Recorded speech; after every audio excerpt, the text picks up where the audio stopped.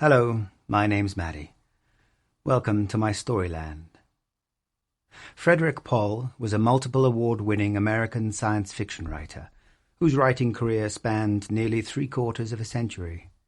He served as president of the Science Fiction Writers of America, was named a Grand Master of Science Fiction in 1993, and was inducted into the Science Fiction and Fantasy Hall of Fame in 1998. He was also a literary agent for a time, representing, among others, Isaac Asimov, a copywriter, an extremely successful editor, and came up with what is now known as Pohl's Law. Nothing is so good that somebody somewhere won't hate it. He wrote the short story Pythias in the 1950s, publishing it in 1955. It is based, to a degree, on the Greek story of Damon and Pythias. Like that classical Greek tale, it is about moral courage, trust, and friendship, and of the tests of friendship. And today, it is my pleasure to read it to you. Are you ready? Then let's begin. Pythias, by Frederik Pohl. I am sitting on the edge of what passes for a bed. It is made of loosely woven strips of steel, and there is no mattress, only an extra blanket of thin olive drab. It isn't comfortable, but of course they expect to make me still more uncomfortable. They expect to take me out of this precinct jail to the district prison, and eventually to the death house. Sure, there will be a trial first, and that is only a formality. Not only did they catch me with the smoking gun in my hand, and Connaught bubbling to death through the hole in his throat, but I admitted it. I, knowing what I was doing with, as they say, malice of forethought, deliberately shot to death Lawrence Connaught. They execute murderers, so they mean to execute me. Especially because Lawrence Connaught had saved my life. Well, there are extenuating circumstances. I do not think they would convince a jury. Connaught and I were close friends for years. We lost touch during the war. We met again in Washington a few years after the war was over. We had, to some extent, grown apart. He was working very hard on something, and he did not choose to discuss his work, and there was nothing else in his life on which to form a basis for communication. And, well, I had my own life, too. It wasn't scientific research in my case. I flunked out of med school while he went on. I'm not ashamed of it. It is nothing to be ashamed of. I simply was not able to cope with the messy business of carving corpses. I didn't like it. I didn't want to do it, and when I was forced to do it, I did it badly. So I left. Thus I have no string of degrees. But you don't need them in order to be a Senate guard. Does that sound like a terribly impressive career to you? Of course not. But I liked it. The senators are relaxed and friendly when the guards are around, and you learn wonderful things about what goes on behind the scenes of government. And a Senate guard is in a position to do favors, for newspapermen who find a lead to a story useful, for government officials who sometimes base a whole campaign on one careless, repeated remark, and for just about anyone who would like to be in the visitors' gallery during a hot debate. Larry Connaught, for instance. I ran into him on the street one day, and we chatted for a moment, and he asked if it was possible to get him in to see the upcoming foreign relations debate. It was. I called him the next day and told him I had arranged for a pass, and he was there, watching eagerly with his moist little eyes, when the secretary got up to speak, and there was that sudden, unexpected yell, and the handful of Central American fanatics dragged out their weapons and began trying to change American policy with gunpowder. You remember the story, I suppose. There were only 3 of them, 2 with guns, 1 with a hand grenade. The pistol men managed to wound 2 senators and a guard. I was right there, talking to Connaught, I spotted the little fellow with the hand grenade and tackled him. I knocked him down. But the grenade went flying, pin pulled, seconds ticking away.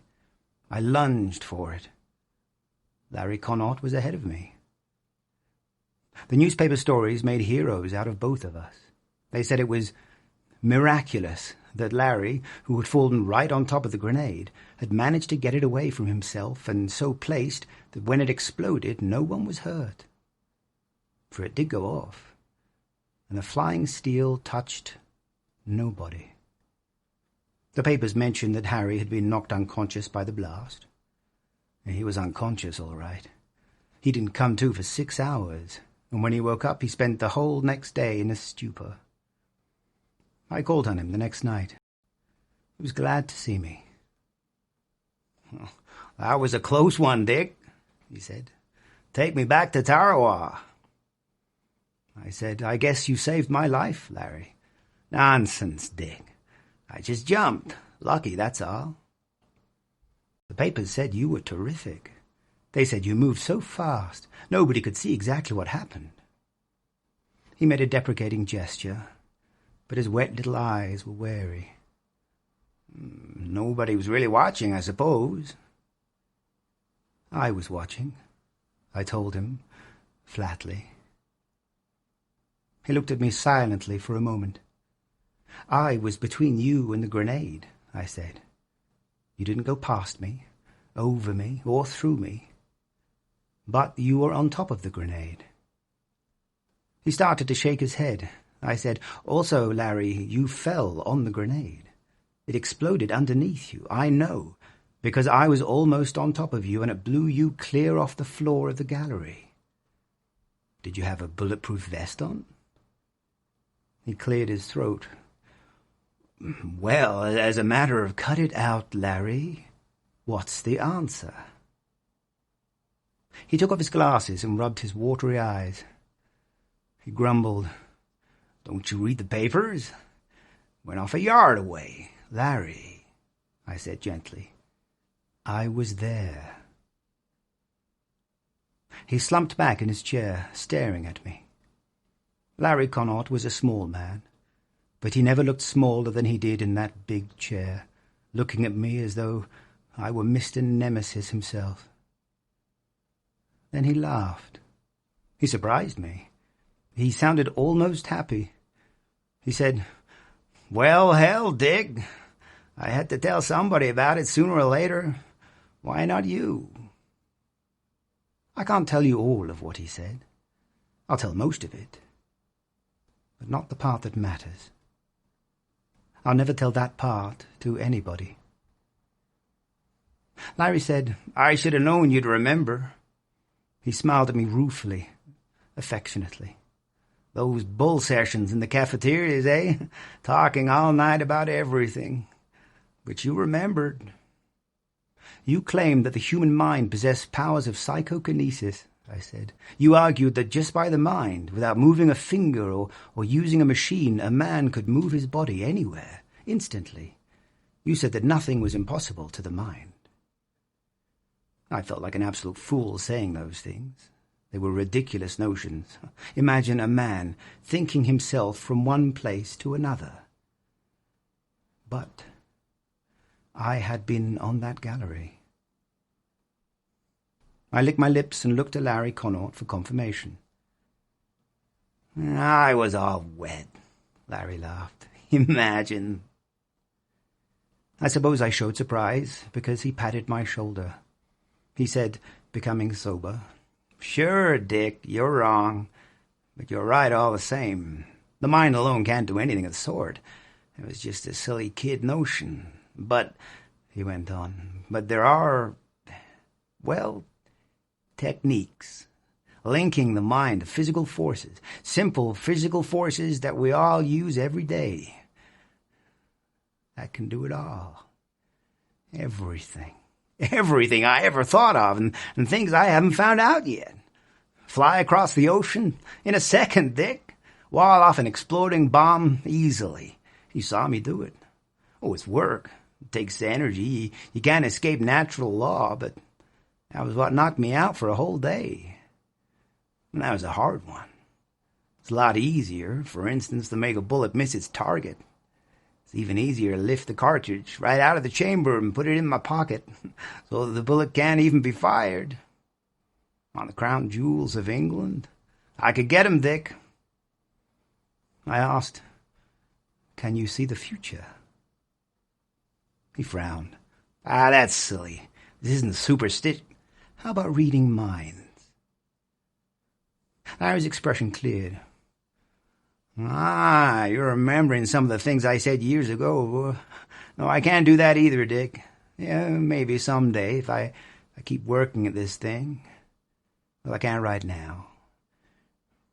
There are things I can do, though, that are just as good. Show me something you can do, I asked. He smiled. Larry was enjoying himself. I didn't begrudge it to him. He had hugged this to himself for years, from the day he had found his first clue, through the decade of proving and experimenting, almost always being wrong, but always getting closer. He needed to talk about it. I think he was really glad that at last someone had found him out. He said, "Show you something." "Why, let's see, Dick." He looked around the room, then winked. "See that window?" I looked. It opened with a slither of wood and a rumble of sash weights. It closed again. "The radio," said Larry. There was a click, and his little set turned itself on. "Watch it." It disappeared and reappeared. "It was on top of Mount Everest," Larry said, panting a little. The plug on the radio's electric cord picked itself up and stretched toward the baseboard socket, then dropped to the floor again. "No," said Larry, and his voice was trembling. "I'll show you a hard one. Watch the radio, Dick. I'll run it without plugging it in. The electrons themselves." He was staring intently at the little set. I saw the dial light go on, flicker, and hold steady. The speaker began to make scratching noises. I stood up, right behind Larry, right over him. I used the telephone on the table beside him. I caught him right beside the ear, and he folded over without a murmur. Methodically, I hit him twice more, and I was sure he wouldn't wake up for at least an hour. I rolled him over and put the telephone back in its cradle. I ransacked his apartment. I found it in his desk. All his notes, all the information. The secret of how to do the things he could do.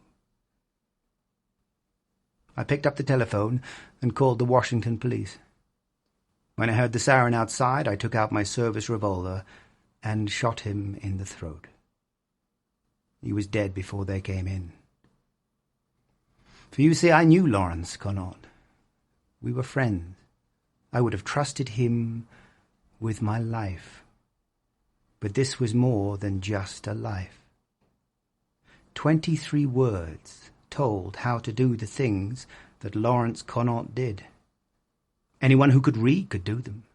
Criminals, traitors, lunatics. The formula would work for anyone. Lawrence Connaught was an honest man, and an idealist, I think. But what would happen to any man when he became God?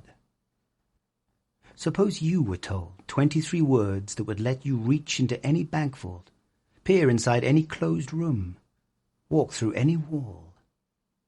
Suppose pistols could not kill you. They say power corrupts, and absolute power corrupts absolutely.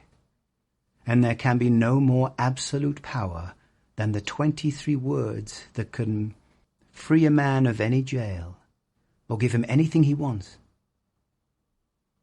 Larry was my friend, but I killed him in cold blood, knowing what I did, because he could not be trusted with the secret that could make him king of the world.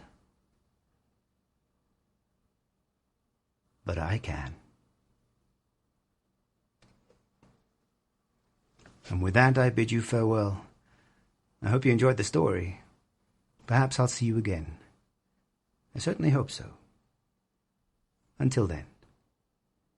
Hello, Mattie here. Thanks for watching me read stuff. There are lots more videos of me reading stuff over on my channel, and if there's other stuff you'd really like me to read, just let me know in the comments section below. Don't forget to hit the like and subscribe buttons, and I upload new videos all the time, so maybe hit the bell icon too, so you can get notified when new stuff comes out. Thanks again for watching, and see you next time.